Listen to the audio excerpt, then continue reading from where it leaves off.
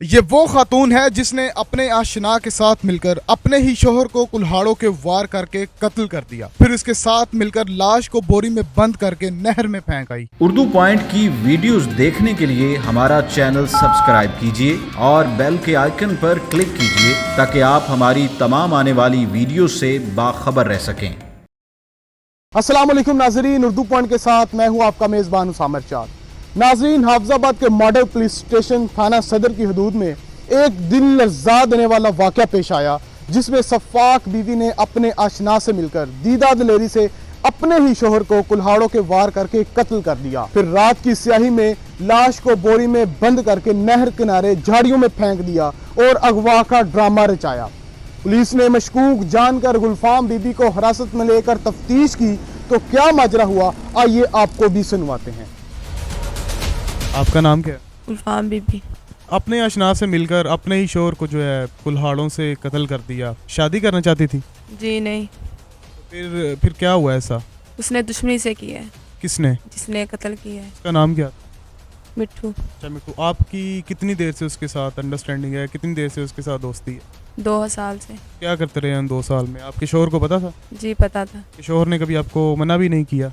किया था। इसका नतीजा यही है, इसको सजाए मौत हो जाए। आप भी तो उसके साथ बराबर की जुर्मदार है। तो मैं जुर्मदार, सिर्फ मैंने यही जुर्म किया। मैं उसके साथ लाश मैंने बाहर निकलवाई और मैंने कोई जुर्म नहीं किया। उसने खुद कुर्बानियों से मारा। वो भी हम दोनों मियाँ बीबी घर नहीं थे, बाहर आए हुए थे। ये हमारे कमरे में जाकर छुप गया था कुआड़ी लेके। मैंने इसके हाथों में कुआड़ी भी नहीं देखी, ना इसको देखा। नहीं तो जब ये आपके कमरे में आया, आप शोर करती, कुछ ऐसा वैसा करती कि आपके शोहर की जान बच जाती, तब माइंड में ऐसा कुछ भी नहीं आया कि आप उसके अपने शोहर की जान ही बचा लेती? जब तक मैं उठी थी तब तक मेरा शोहर ख़त्म हो चुका था। फिर पुलिस को कैसे पता चला? पुलिस को मैंने वो उनके घर जाकर मैंने बताया था। मैं अपने घर आ गई थी माँ बाप के पास। मैंने उनको जाकर बताया था। मेरा शोहर काम पर नहीं गया तो उनको शक हो गया था। फिर उन्होंने पुलिस को बताया था। किस टाइम आपने जो है लाश को घर से बाहर निकाला? रात 2 बजे। 2 बजे आपने इतनी लेट उसको घर से बाहर निकाला, तो खौफ नहीं आया? उसके हाथ में कुल्हाड़ा था, वो आपको ही कुछ कत्ल कर देता या आपको वार कर? उसने मुझे धमकी दी थी, मैं ये तुम लाश मुझे नहीं दोगे तो मैं तुम्हें भी कत्ल कर दूंगा, इसलिए मैं चुप रही। कितने बच्चे हैं आपके? मेरे 3 बच्चे हैं। आपकी शादी को कितनी देर हो गई है? मेरी शादी को 8 साल हो गए हैं। 8 सालों में कोई ऐसा तनाज़ा था शोहर के साथ जिसकी वजह से आपकी मिसअंडरस्टैंडिंग हुई?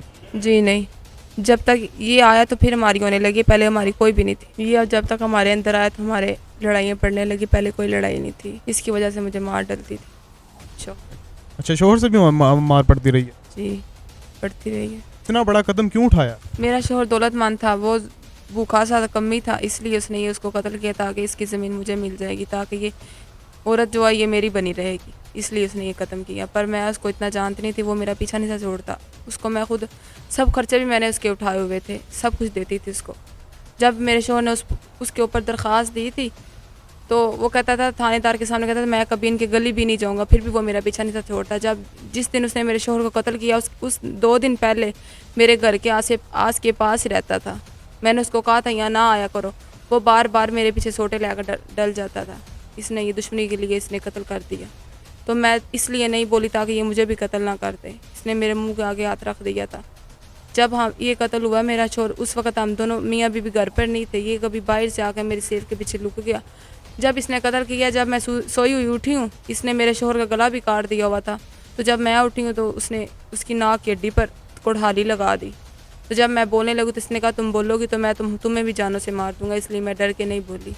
तो ये लाश लेकर चला गया। आप उससे प्यार करती थी जिसने कत्ल किया?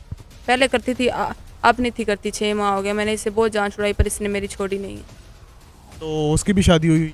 हाँ उसकी भी हुई है, उसकी भी एक बेटा है, उसका भी। आपके शोहर को पता था कि आप उसके साथ पहले से कोई तल्लुक है आपका? पता ज़रूर था, पर वो जब उसको पता चला था तब हमारी लड़ाई बहुत ज़्यादा डलती थी। इसको मैंने कहा मेरा पीछा छोड़ दो, पर ये छोड़ता नहीं आया।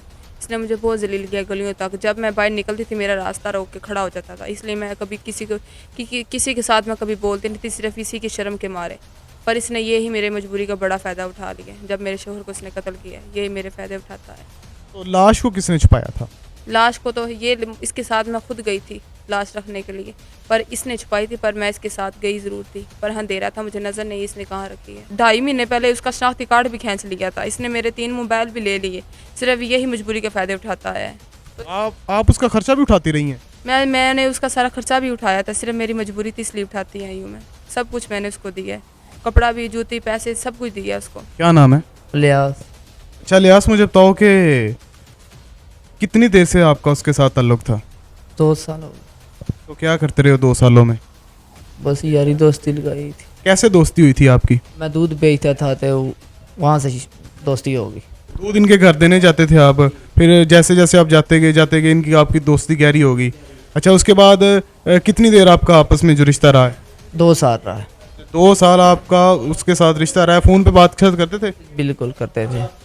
किसने प्लानिंग की थी ये वो सारा कुछ करने की? बीवी ने की थी प्लानिंग। किस तरह प्लानिंग हुई थी? इसने कहा था कि आज रात को इसको मार देते हैं। फ़ोन पे मुझे कहा था कि तो आज रात को तुमने वाला लेके आ जाना। मैंने कहा ठीक है। मैं रात को आ गया हूँ। अजय दिन थोड़ा थोड़ा रहता था, तो इसने कहा मैं इसको उधर लेके जाती हूँ, तुम अंदर चले जाओ। किधर लेके गई थी? अपने चाचे के घर में। मैं अंदर चला गया हूँ। 10 मिनट के बाद ये फिर आ गई है। इसने कहा बैठे हुए आ गए हो तुम? मैंने कहा आ गया। फिर ये चली गया। फिर आधे घंटे के बाद उसे फिर ले आई है। फिर ये घंटा पूरा बातें करते रहे हैं। फिर वो भी सो गया, ये नहीं सोई। फिर तकरीबन 1-1.5 का टाइम था, इसने मुझे उठाया। इसने कहा कि वो सो गया तो अभी इसे मार देते हैं। तुम उस वक्त कहाँ थे? इनके कमरे में थे या कहीं बाहर थे? इनके कमरे में थे, छुपे हुए थे? जी। फिर इसने जनाब इसकी बाहें पकड़ी है। मैंने उसे कुल्हाड़ी लगा दी। गर्दन उतार दी? नहीं, गर्दन नहीं तारी, इधर एक लगाई है, इधर 2 वार किए हैं कुल्हाड़ियों के। जी। तो उसके बाद जो उसका खून बहता रहा, तुम्हें वो फील नहीं हुआ कि इतना गलत किया है? फील हुआ है। फिर उसका क्या किया जो लाश थी वहाँ पड़ी हुई? इसको ऐसे ही देखते रहे? फिर इसने उसके मुंह पे ऊपर सराना रख दिया। तो मैं चला गया हूँ मोटरसाइकिल लेने के लिए। फिर ये ही साफ सूफ करती रही है मेरे आते। मेरा घंटा को लग गया। फिर मैं आया हूँ। फिर इसने रज़ाई उतारी है। रज़ाई का छड़ा जो है वो उतारा है। उसमें एक चादर ली है, उसके ऊपर इसको रखा है। तो बांध के हम दोनों ने बाहर निकाला है। तो फिर मोटरसाइकिल के ऊपर रखा है। तो हम दोनों वो नहर के ऊपर फेंक के आए। खौफ नहीं आया ये काम करते हुए? वो आया है। शादीशुदा? जी, शादीशुदा। कितने बच्चे हैं? एक। उनका क्या होगा अब? वो अब रोली जाएंगे। इसी केस के हवाले से SHO आहद हुसैन तारड़ साहब हमारे साथ मौजूद हैं। इनसे बात करेंगे कि पुलिस ने मुल्ज़िमान को कैसे ट्रेस किया। अस्सलाम वालेकुम सर। वालेकुम अस्सलाम। अच्छा सर, 20 घंटे के क्लियर 3 वक्त में आपने मुल्ज़िमान को कैसे ट्रेस कर लिया? ये कैसे मुमकिन हुआ? अल्लाह का शुक्र है, ये अल्लाह की मदद से मुमकिन हुआ। और दूसरा ये है कि हमारे जब हम मौके पे पहुंचे, हमें इतला मिली कि ये ऐसा को इंसिडेंट हो चुका है, तो हम उस मकतूल अख्तर अली के घर पहुंचे जहां ये इंसिडेंट हुआ था। मेरे साथ मेरे DSP साहब खालिद डार साहब भी थे। तो हमने पहुंच के तमाम हालात जो हैं वो अपने DPO साहब के नोटिस में लाए, उनसे गाइडलाइंस ली और उन्हीं खतूत पे हम अमल पैरा रहे और उस पर चलते रहे। तो हम कामयाबी से हमकिनार हो गए।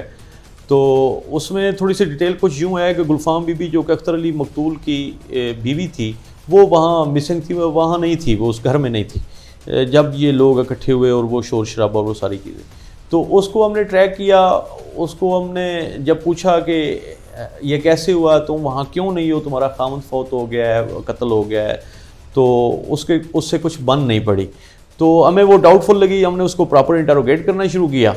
तो हमें पता चला कि उसके अलियास उर्फ मिठू नामी एक लड़के से पिछले 2 साल से नाजायज़ मरासम है। तो उसी नाजायज़ मरासम की भेंट जो है वो उसका खामद चढ़ गया। तो फिर उसने इकरार कर लिया, इंकिशाफ कर लिया। फिर हमने सेलुलर टेक्नोलॉजी को यूज़ किया और हमने अलियास उर्फ मिठू को चंद घंटे बाद उसको गिरफ़्तार कर लिया, जो कि अपने ठिकाने पे नहीं था, अपने घर नहीं था, इस हवाले से कॉन्शियस था और भागा हुआ था। अल्लाह का शुक्र। आप तो ये जो दोनों मुल्ज़िमान आपकी हिरासत में हैं, जी जी, जब आपने तफ्तीश की तो तफ्तीश के दौरान ज़्यादा कसूरवार कौन लगा?